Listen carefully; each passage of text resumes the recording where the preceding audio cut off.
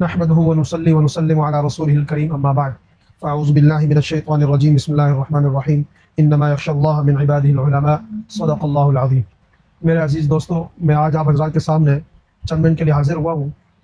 मेरे मुखातिबीन मेरे अपने साथी हैं, मेरे हम सफ़र, मेरे अपने उलमा इकराम से मैं मुखातब हूँ। आज मैं जिस मौजू पर बात करने लगा हूँ वो हालिया जो मदारिस और मसाजिद का जो बिल है, उस हवाले से चंद बातें अर्ज़ करनी है। देखिए, आज हमारे फ़ुज़ला मुख्तलिफ़ मैदानों में काम कर रहे हैं, लेकिन अफ़सोस होता है कि आज कल के हमारे उलमा इकराम जिद्दत पसंदी और अपने मुखालिफ लोगों से बड़े मरऊब होते जा रहे हैं और मादियत का एक बहुत बड़ा फितना है जिसका शिकार हमारे आज के फ़ुज़ला भी हो रहे हैं।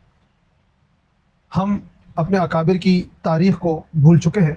आज कायद मिल्लत इस्लामी हज़रत मौलाना फज़लुर रहमान साहब फरमा रहे थे कि आपके पुष्प पर 250 साल आपके अकाबिरीन की तारीख़ मौजूद है, हमें तो उससे रहनुमाई हासिल करनी चाहिए बजाय इसके कि हम दूसरों की तरफ नज़र दौड़ाएँ। लेकिन आज के हमारे फ़ुज़ला किसी और रुख पर जा रहे हैं।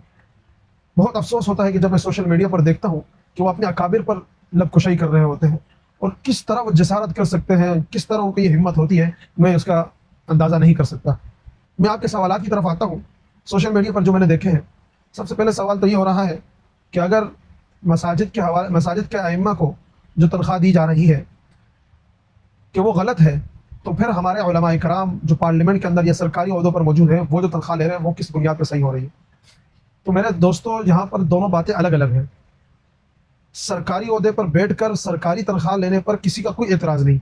आज भी औक़ाफ़ बोर्ड जो सरकारी बोर्ड है उसके तहत सैकड़ों की तादाद में मसाजिद मौजूद है और हमारे अइम्मा इकराम उलमा इकराम मौजूद हैं और वो तनख्वाह ले रहे हैं, उस पर किसी ने एतराज़ नहीं किया, क्योंकि सरकार का इदारा है, यानी सरकार के अंडर में है, तो सरकार ही उसको तनख्वाह देगी।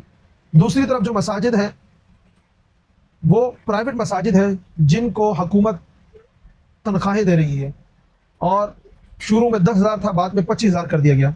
अब यहाँ पर प्राइवेट इदारों को वो अपने अंडर में करना चाह रहे हैं ताकि हम उलमा को अपने कुव्वत के अंदर, अपनी ग़ुलामी में उनको जकड़ लें, ताकि वो कल आज़ादी के साथ अपनी तहरीक को, अपने मंशूर को, अपने नज़रिए को, अपनी गुफ्तगू को कर ना सकें, आगे चला ना सकें। हम जो कहेंगे हमारे ताबे होकर वो अपनी ज़िंदगी गुजारेंगे, ये उनका एजेंडा है। लेकिन हम मिक्स कर रहे हैं। एक तरफ पार्लियामेंट है, पार्लियामेंट सरकारी इदारा है, तो सरकारी उसको तनख्वाह देगी, उस पर कोई इतराज़ नहीं। आज भी हमारे बड़े बड़े प्रोफेसर सरकारी इदारों में मौजूद हैं, किसी का कोई इतराज़ नहीं, क्योंकि सरकारी इदारा है, सरकार तनख्वाह देगी। लेकिन जो हमारे अकाबिर ने, हज़रत मौलाना कासिम नानूतवी रहमतुल्लाह अलैह ने जब दारुल देवबंद की बुनियाद रखी थी, तो उनके मंशूर में ये बात लिखी हुई है कि भाई सरकारी इदारों से, सरकार से, हुकूमत से 1 रुपया नहीं लेना, बल्कि मदारिस चंदों पर चलाना है। और ये उनका जो नज़रिया था वो दुरुस्त था।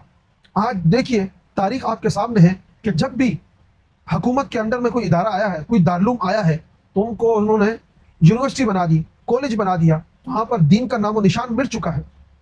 तो फिर आप किस बुनियाद पे एक 10,000 और या 25,000 रुपये की लालच में आप अपने अकाबिर के साथ बेवफाई करने के लिए तैयार बैठे हुए हैं? अफसोस है यार कि हम किस तरफ जा रहे हैं।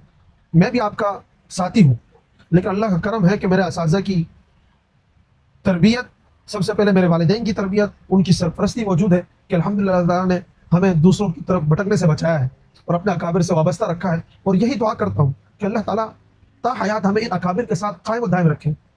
अरे यही तो अकाबिर हमारे असल रहनुमा और पेशवा है। हज़रत मौलाना सलीमुल्लाह खान साहब नव्वरल्लाहु मरक़दहू फरमाते थे कि जब आप किसी रहनुमा के हाथ पर बैत कर लें, तो उस पर बजाय हम कदम कदम पर गलती निकालने के आंख बंद करके उस पर एतमाद करना ज़रूरी है। अगर ऐसा नहीं करेंगे तो आप भटक जाएंगे। अगर हमने इन अकाबिर को अपना पेशवा माना है, हमने इन्हीं के ज़ेर साया विफाकुल मदारिस में इम्तहानात दिए हैं, आज यही हमारे शेखुल हिंद भी है, यही हमारे कासिम नानूतवी भी हैं, यही हमारे अकाबिर हैं। तो मेरे अजीज़ भाइयों दोस्तों, मैं आप हज़रात से दरख्वास्त करता हूँ कि खुदारा अपनी सोच को, अपनी फ़िक्र को तब्दील कीजिए।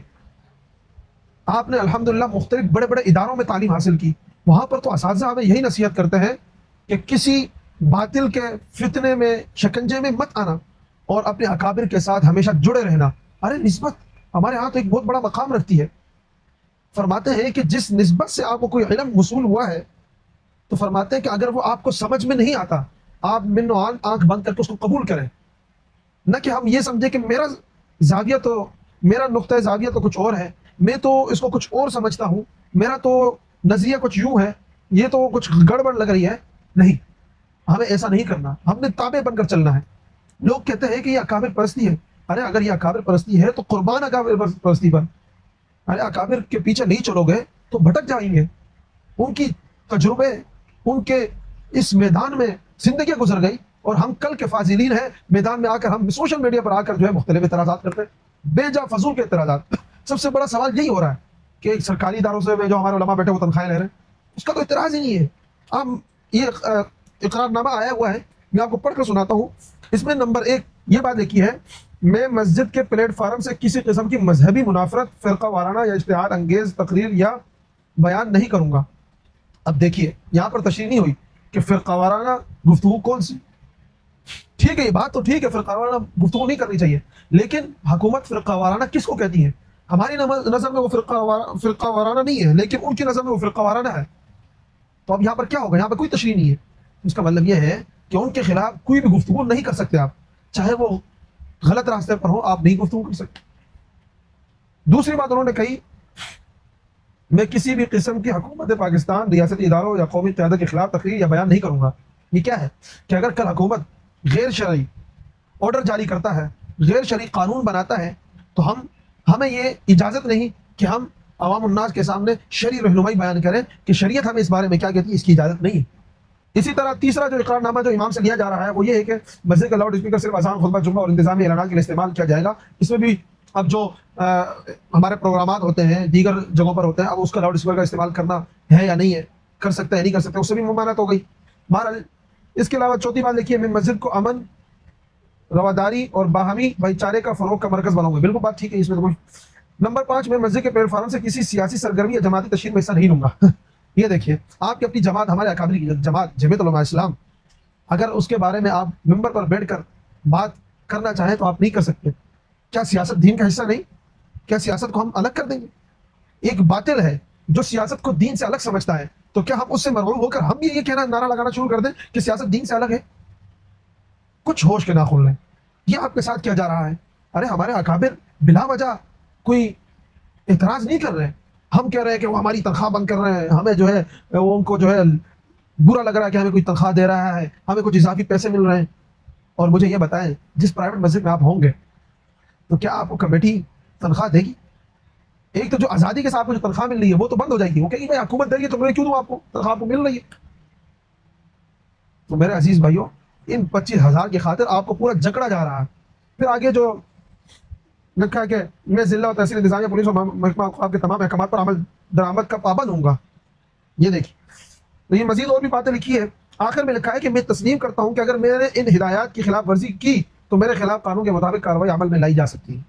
ये देख, आपको जेल तक जाना पड़ सकता है, आपकी आज़ादी ख़त्म की जा रही है और आपको ग़ुलाम बनाया जा रहा है। और हम कहते हैं कि नहीं, हमें ग़ुलाम बनना है, हमने अपने अकाबिर की बात नहीं मानना।